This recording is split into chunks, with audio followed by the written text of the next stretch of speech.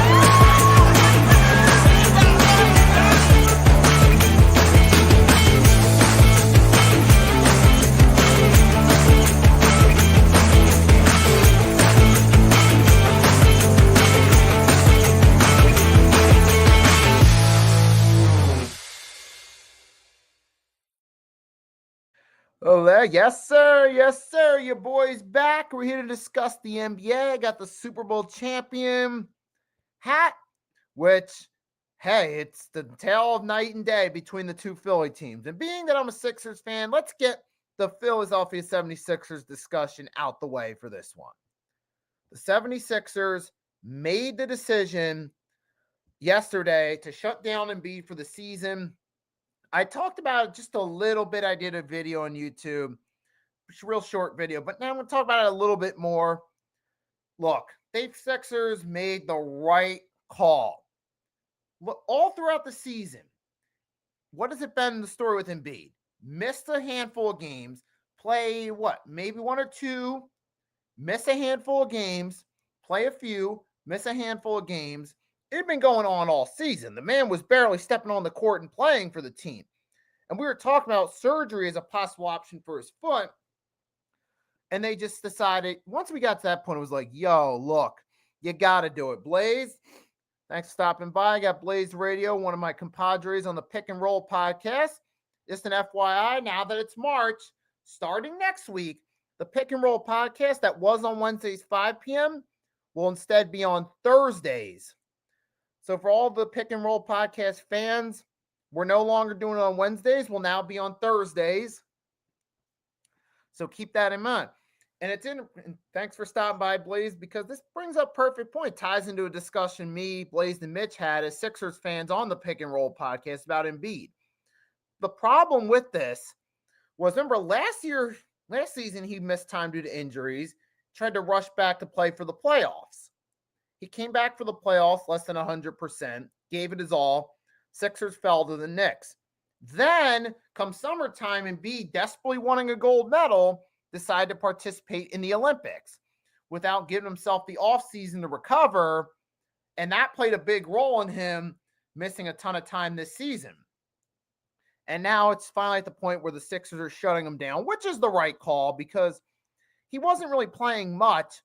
And you look at where we're at now, the Sixers are one of the worst teams in the NBA this season.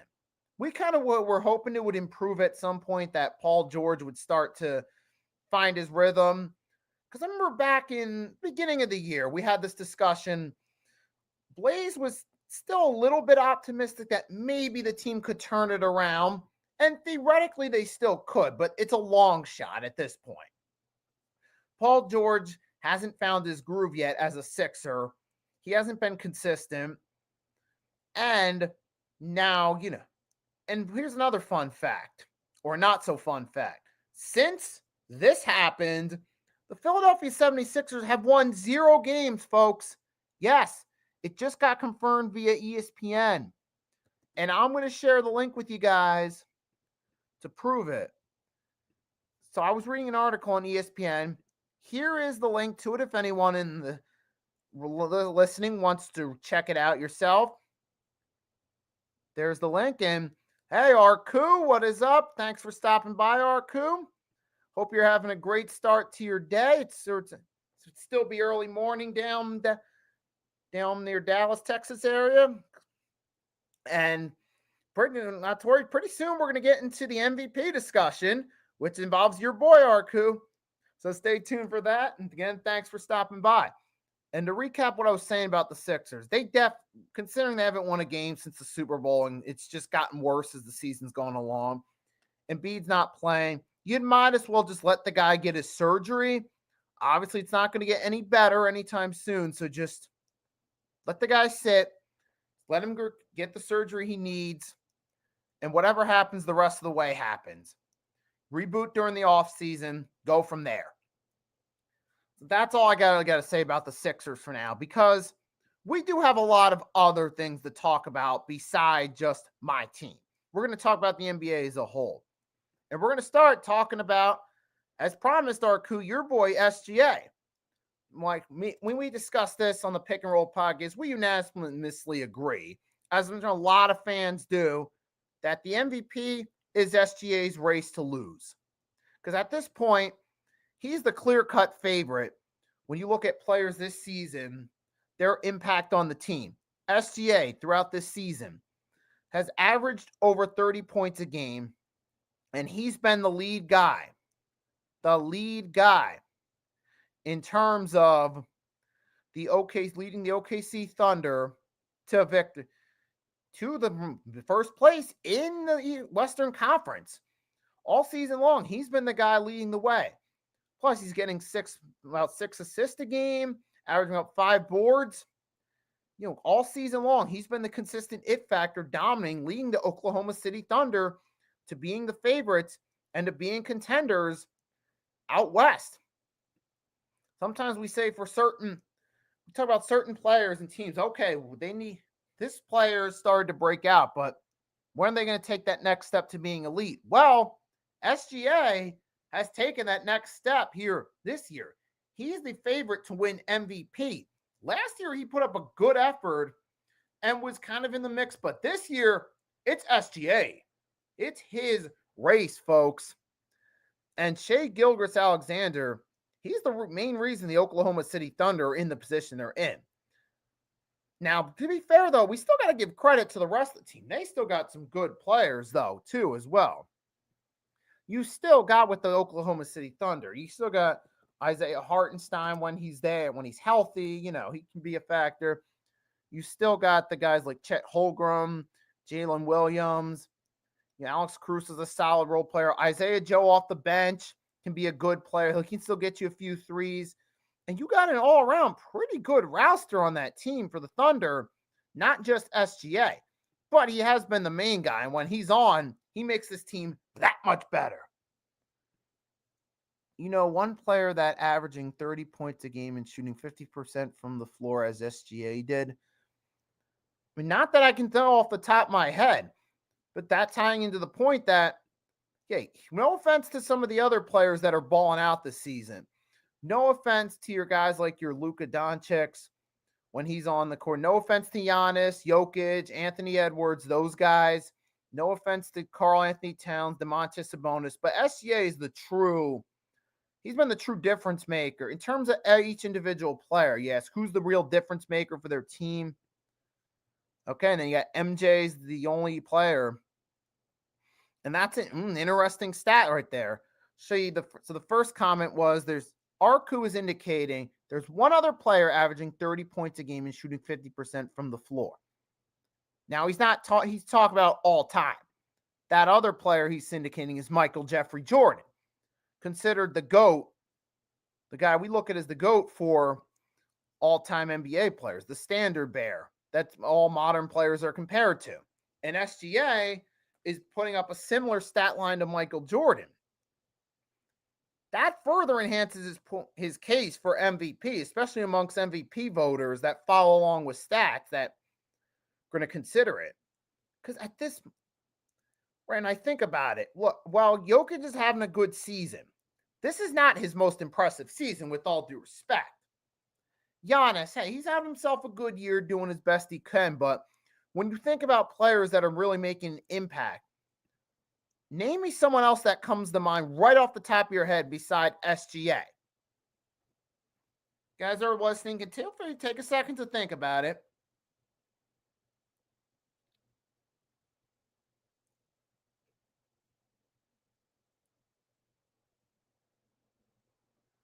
And to me, I can't think of anyone else myself. If you guys can think of anyone else, feel free to leave a comment in the chat, or if you're watching on the replay, you can leave a comment in the comment sections. But I don't see it. But clearly, this is SGA's race to lose. It would require a serious injury or something, or like freak injury, for someone else to have a shot at winning it at this point. I feel like this is a clear-cut case, and for, say, Gilgeous-Alexander being the MVP. And now we're going to switch gears and talk about the team in the East that's leading the race. The Cleveland Cavaliers, because yesterday they pulled off an impressive feat against the Boston Celtics. Because yesterday the Boston Celtics, Cavs on that Friday night game, the Celtics were up 25-3 early. It was looking like it was Boston's game to win. And Boston, even though Cleveland has the better record, head-to-head, Boston was up 2-1 going into yesterday, and it looked like early, they were going to destroy them. It was looking like, well, the Cavs are great against everyone else but the defending champs. Looks like that's their kryptonite. That's what it looked like early on in the game. But then the tide reversed. The Cavs mounted a comeback, and they got themselves the victory and managed to take care of business and pull off that impressive comeback. So now the Cleveland Cavaliers won 123-116. They keep hold on first place in that conference. Donovan Mitchell had himself an excellent day. He had 41 points, 13 for 26 from the field, 10 for 11 from the free throw line. And Donovan Mitchell, man, there's a potential another dark horse runner for MVP too. I'm surprised Donovan Mitchell doesn't get much love, because he's been a difference maker as well.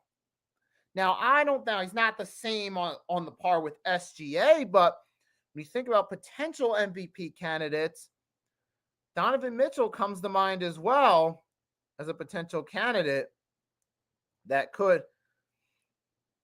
But Donovan Mitchell, to his credit, he's been the leader for the Cavs. He went from Utah to Cleveland, and he took that next step. And the Cavs, but sometimes, like, we take a look back now at what's happened with the Cavs since they acquired Donovan Mitchell. Sometimes with a certain team, you start to get the right pieces to build for the future. Maybe you just have that one missing piece. Now, when the Cavs a few years back, you saw Mobley shine as a rookie, you had Garland. They were starting to turn the corner and get back into the mix, but they weren't quite there yet. They just needed that one star that could push them into contention. And that player was Donovan Mitchell. And you've seen it now with the Cavs. This year, they're in first place. And especially after yesterday, now with the win against Boston head-to-head, that pushes their lead for first place in the Eastern Conference one game ahead of them now. And I feel like, hey, it's the Cavs' race to lose. It is. Now, we know in the past the Cavs have had these strong starts and these late collapses around late winter, early spring, which pushed them down the seedings. But we'll have to see. Sarku said, I watched this game a few hours ago. Are you referring to the Cavs-Boston game? which I'm assuming that's what he's referring to. I feel like at this point, it's definitely the Cleveland Cavaliers' race to lose.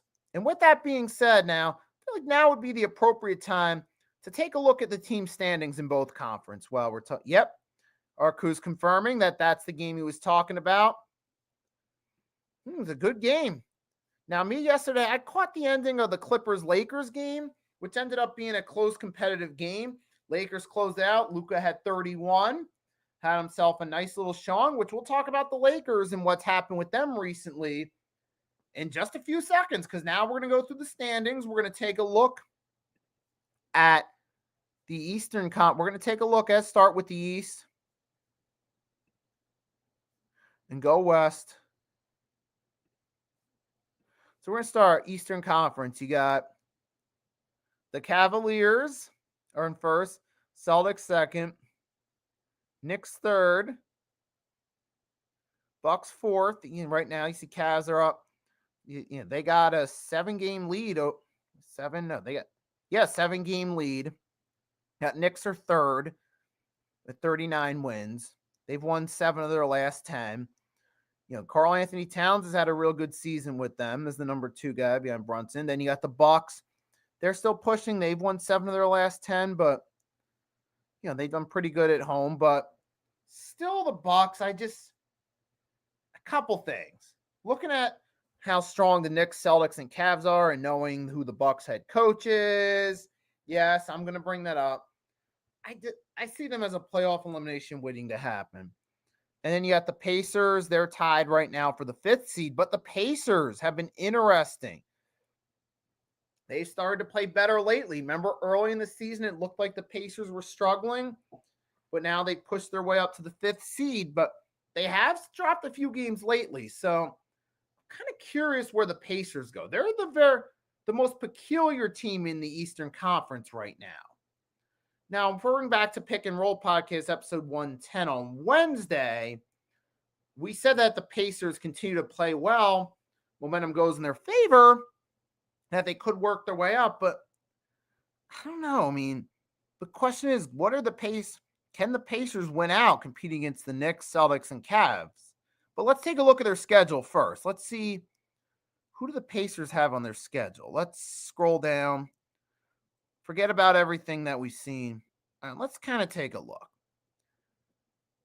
Like you saw early on, they were kind of, you see all these L's here early on, kind of struggling.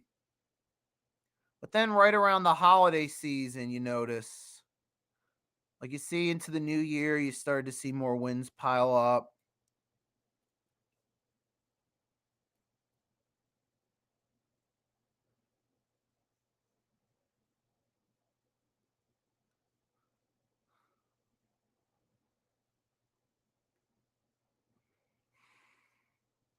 And now you see, let's take a look at their schedule. You got the Chicago Bulls. That should be a win, but then again, they did lose to the Heat. You got the Houston Rockets, and that's a tough one. Hawks, interesting. The Bulls, Sixers should be a win on March 14th. Bucks, they played 2 out of 3. We'll see. Minnesota, Dallas, I don't know. Those games maybe iffy. Brooklyn Nets, Minnesota, Lakers, they've been more hot. They played hot recently. Wizards should be a win. Thunder, doesn't look good. Kings, it's kind of Charlotte, Utah, those should be wins. Denver, doesn't look favorable. Wizards, 2 out of 3 against the Cavs late. They probably could win 1 or 2 of those games because the Cavs may already have home court in the East locked up. They may be resting their starters at that point. But the Pacers, seeing just on schedule alone, I think most likely they're going to stay around that 5 or 6 range, I think. But they should at least make the playoffs and avoid the play-in. Pistons, they've stepped up lately. They're probably going to be somewhere around that 6 or play-in range. You could, as of now, it looked like it would be the Knicks versus the Pistons if the season ended, which I feel like the Pistons, the way they've been playing with Cade Cunningham being hot this season, I feel like they could at least make the playoffs. I don't know if they'd win against the Knicks necessarily in a best of 7, but they could probably win 1 or 2 games, at least snap that long playoff drought, which is what, 12 or 16 game losing streak they've had. Like the last 3 times they made the playoffs, which are few and far between post championship team era, they've gotten swept like 3 straight times in those 3 times they made the playoffs. So I don't know about that.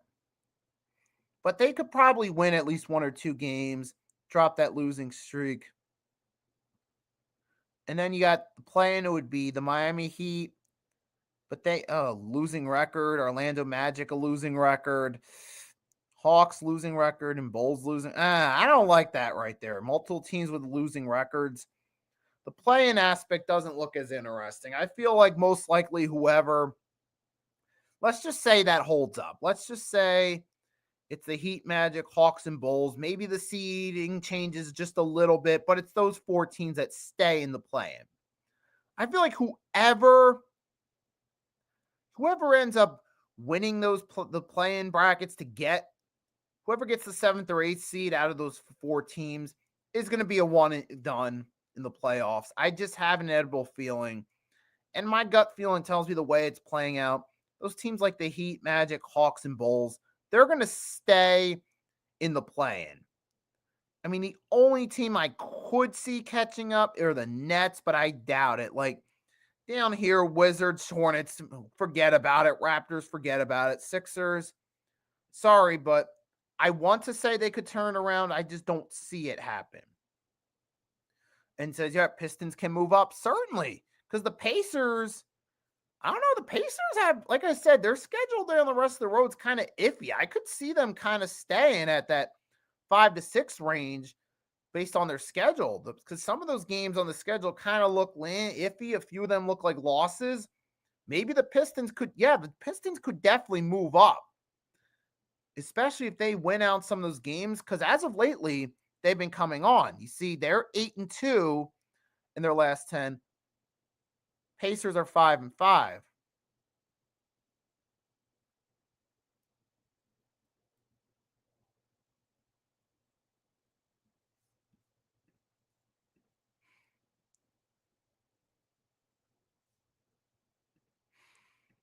Here, and then let's take a look now at West. Now we switch to the West. Then you got the OKC Thunder, like we said, they're in first place. They're in cruise control. Now let's take a look at the rest. You got the Denver Nuggets. They're 9.5 games back. I mean, they could. I don't think they're going to catch up, though. I mean, they could, but I don't see the Thunder losing a whole bunch of games and the Nuggets all of a sudden catching up, unless, like I said, freak injury to SGA. Outside of that, I don't see that happening. I see the Thunder staying there, getting home court.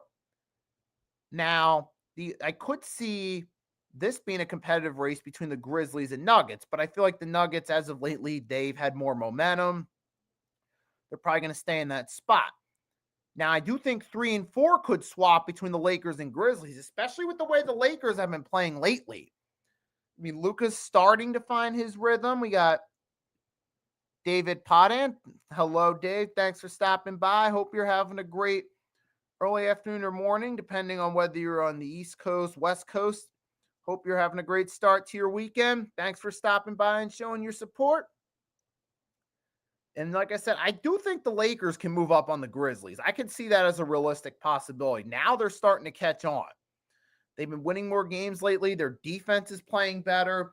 Luka's starting to find his groove now as a Laker. It took a few games, but then again, that's naturally expected when you switch from a place you're used to for so long. Luka's been used to the Mavericks his entire career. Now he's going from that to playing with LeBron James. It's an entirely different situation. It takes a time to transition. You're not being catered to as the number one star the way you're used to being. Now you got to play with one of the top 5 players of all time, who's still the leader of the team as you're coming in. It's an entirely different situation for Luka. It does take a little bit of time to transition. But as of lately, he's been transitioning. Luka and LeBron are finding their niche. Lakers have been winning games. I could definitely see them moving up on the Grizzlies. I do believe that's going to be Thunder 1, Nuggets 2, Lakers 3. It's either going to be 4 and 5 or going to be Grizzlies, Rockets, or Rockets, Grizzlies in that, one of those two in that order. Then the Clippers 6. I'm thinking, let me see. I think Warriors will probably get the 6. So I'm thinking it'll be for the teams that are guaranteed to make the playoffs that avoid the play-in. It's going to be, I believe, Thunder, Nuggets, Lakers, Grizzlies, Rockets, or Rockets, Grizzlies. Warriors is the 6th seed. Then I feel like it'll be the Clippers, Mavs, T-Wolves, and Kings in the play-in. The Suns, they're a disaster at this point. They need to blow it up. It's just not working for them. And don't let the fact that they won yesterday fool you. They beat the Pelicans, folks. They beat a dumpster fire team, the 14th seed in the West. Don't let the result of one game fool you. Look at, they're 3-7 their last 10. They're what? They're a couple games back of the play-in tournament. And now, could they pass the Kings? Maybe, but I think the Kings are more likely to hit that play-in spot.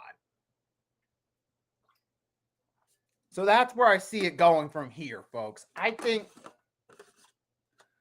that's what I think is going to happen right there. I think you're going to see the Suns are going to be looking out, completely out. So that's really what I got right there. And really, that's all I got for you guys for today. Now, there will be some more streams. I'll do some more streams talking about the NBA as we get closer to the playoffs. But there is one more thing I wanted to bring up. Anthony Edwards is going to be facing a brief suspension because he acquired 16 technical fouls. He missed yesterday's game. He'll miss another game or two. I mean, to me, it is what it is. If you could just, Anthony Edwards, sometimes he lets his pride get the best of him. Sometimes he does and says stupid things, which sometimes happens with talented players, man. They get a little bit of an ego. They get headstrong about things. And that's what happened with Anthony Edwards. But it's only a short suspension. I'm sure he'll be back. Timberwolves will still likely make the play-in tournament. But you see they took a significant step down since they traded Karl-Anthony Towns. The team hasn't clicked as well. Meanwhile, the Knicks are in the top team or the number 3 seed in the East. Karl-Anthony Towns has found his rhythm. So far, he's fit well with Brunson. Sometimes you just got to find the right fit. Cat has found the right fit down there in New York. So that was a great trade for the Knicks. Some of the depth pieces that worked well with the Knicks, it's not going so as great with the Timberwolves. But hey, that's all I got to say about that right there, man. But yeah, now I feel like I said everything I was going to say on this one. Everyone that stopped by, thanks for tuning in. I appreciate your support as always. Without you guys, I wouldn't be doing this. So shout out to the Hardcore Sports Network for always letting me do streams on their channel. And with that being said, this is going to be it right here. And wish you guys have a great rest of your Saturday. If you haven't done so already, make sure to drop a like and subscribe for more. We do have the Pick and Roll podcast that I'm regularly on. That was Wednesdays at 5 p.m. has been moved to Thursdays now. So the Pick and Roll podcast now will be on Thursday, starting with episode 111 this upcoming Thursday. Now, I most likely won't be on it, but Rios from Just Fans Podcast will be back starting this Thursday. Mitch Blaze will be there. I should be back for episode 112. And we got a question from David right now. Who you got in the finals? Point in the finals. I do have Boston, and I'm going to go with the Nuggets because even though the Thunder are the most dominant regular season team, I feel like the Nuggets, having been there before, having this experience, they'll step up strong when it comes playoff time. And I feel like the Cavs, I still feel like come playoff time, Boston's the better team. They've been there, done that. So I feel it's going to be finals. It's going to be the two teams from the previous two previous finals winners playing in this year's finals. As of right now, I could see the Nuggets winning that in 6 or 7. But that's just as of today. My prediction could change as we get closer to the playoffs. But thanks for asking, Dave. And thanks for stopping by to the stream, showing your support. With that being said, guys, thanks as always. I will definitely be back doing more NBA streams as we get closer to the playoffs. So stay tuned for that. Also in March, for the NFL fans, I'll be doing some free agency discussions, giving my thoughts on the winners and losers as we go through NBA free agency. So if you're an NFL fan, stay tuned for that. Have a great rest of your day. Enjoy the rest of your weekend. It's your boy Nicky Stees signing off, and I'll catch y'all later.